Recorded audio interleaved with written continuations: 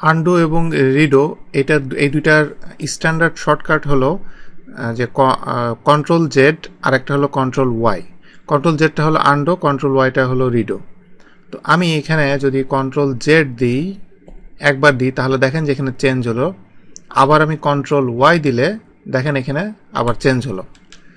এখন এভাবে আমি বারবার কন্ট্রোল জেড দিলে আমি বারবার পিছনে যেতেই থাকবো, আবার কন্ট্রোল ওয়াই দিলে সামনে যেতে থাকবো।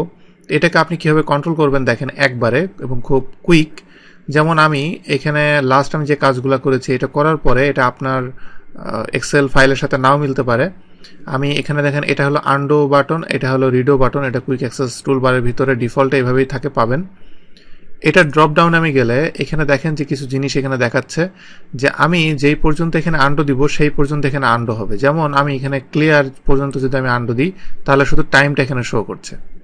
আবার আমি যদি এখন এই রিডোর ভিতরে যাই, রিডোর ভিতরে যে আমি আবার এটা ফরওয়ার্ডে যাই, আমি যদি টাইপ এই পর্যন্ত দিই তাহলে দেখেন যে এই দুইটার ডেট এখানে শো করছে। এবং রিডো যদি আমি পুরোটাই দিই তাহলে দেখেন যে পুরোটাই এখানে তিনটা ভ্যালু এখানে চলে এসেছে।